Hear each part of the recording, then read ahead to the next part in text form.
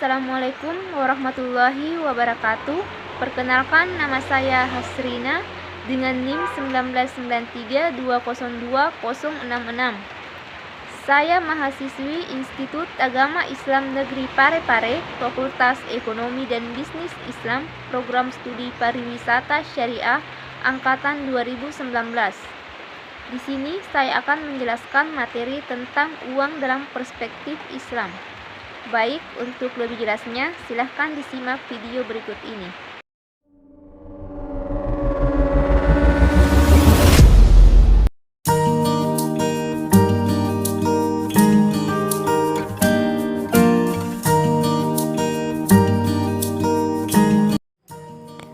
Uang dalam pandangan Islam.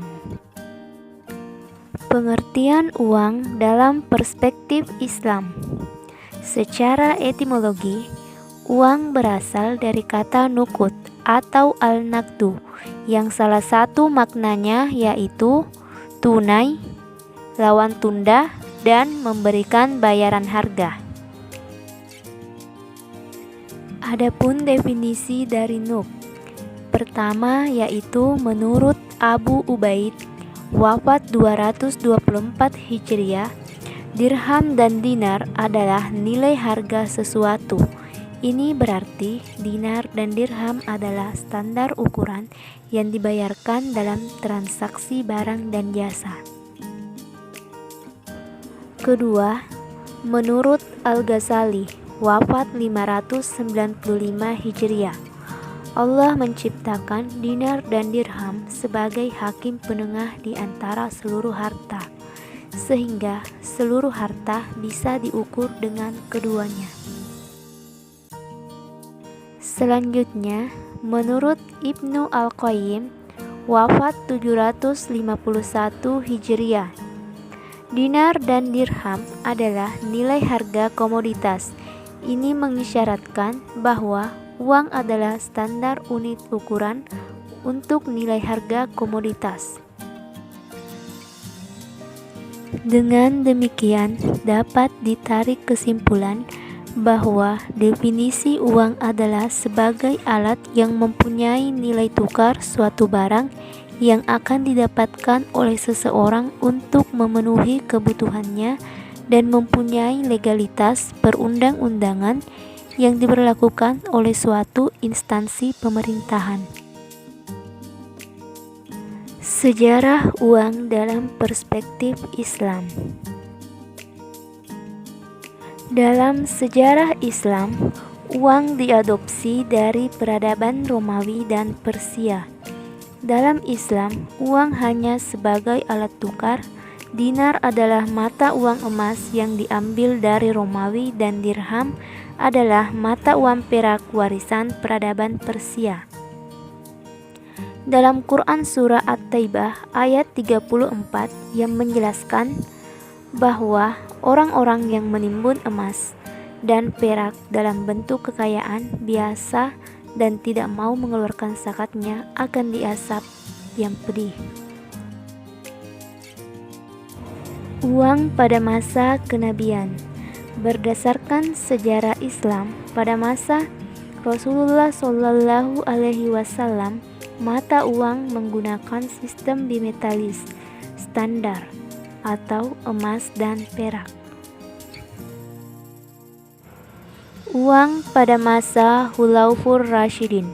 Ketika Abu Bakar dibayat menjadi khalifah, beliau tidak melakukan perubahan terhadap mata uang yang beredar, bahkan menetapkan apa yang sudah berjalan dari masa Nabi Shallallahu Alaihi Wasallam. Uang pada masa dinasti Umayyah. Pencetakan uang pada masa dinasti Umayyah masih meneruskan model Sasanid dengan menambahkan beberapa kalimat tauhid. Uang pada masa dinasti Abbasiyah dan sesudahnya. Pada masa ini, pencetakan dinar masih melanjutkan cara dinasti Umayyah. Pada masa ini ada dua fase tentang masalah pencetakan uang, yaitu fase pertama terjadi pengurangan terhadap ukuran dirham kemudian dinar. fase kedua ketika pemerintahan melemah dan para pembantu dari orang Turki ikut serta mencampuri urusan negara. Fungsi uang. Fungsi uang secara konvensional. Yang pertama, sebagai alat tukar atau medium of exchange. Uang dapat digunakan sebagai alat untuk mempermudah pertukaran. Selanjutnya, sebagai alat kesatuan hitung atau unit of account untuk menentukan nilai atau harga sejenis barang dan sebagai perbandingan harga satu barang dengan barang lain. Selanjutnya, sebagai alat penyimpan atau penimbun kekayaan, store of value, dapat dalam bentuk uang ataupun barang. Adapun fungsi uang secara Islami yaitu pertama, satuan nilai atau standar harga, unit of account. Al-Ghazali berpendapat uang adalah ibarat cermin, dalam arti uang berfungsi sebagai ukuran nilai yang dapat merefleksikan harga benda yang ada di hadapannya. Dengan demikian, uang tidak dibutuhkan untuk uang itu sendiri karena uang tidak mempunyai harga, tetapi ia sebagai alat untuk menghargai semua barang. Kedua, sebagai alat tukar atau medium of exchange. Uang adalah alat tukar menukar yang digunakan setiap individu untuk transaksi barang dan jasa. Fungsi uang sebagai alat tukar dalam setiap kegiatan ekonomi dalam kehidupan modern ini menjadi sangat penting. Permintaan dan penawaran uang dalam pendekatan ekonomi Islam.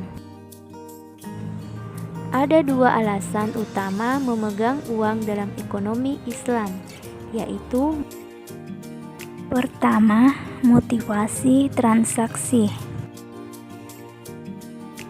Kedua, berjaga-jaga. Spekulasi dalam pengertian Keynes tidak akan pernah ada dalam ekonomi Islam, sehingga permintaan uang untuk tujuan spekulasi menjadi nol dalam ekonomi Islam. Oleh karena itu, permintaan uang dalam ekonomi Islam berhubungan dengan tingkat pendapatan, laba tingkat tertentu di atas telah ditentukan zakat atas aset yang kurang produktif. Menurut Machiavelli, mengikatnya pendapatan akan meningkatkan permintaan atas uang oleh masyarakat untuk tingkat pendapatan tertentu yang terkena zakat. Itulah materi yang sempat saya jelaskan. Untuk teman-teman, jangan lupa like, komen, dan share.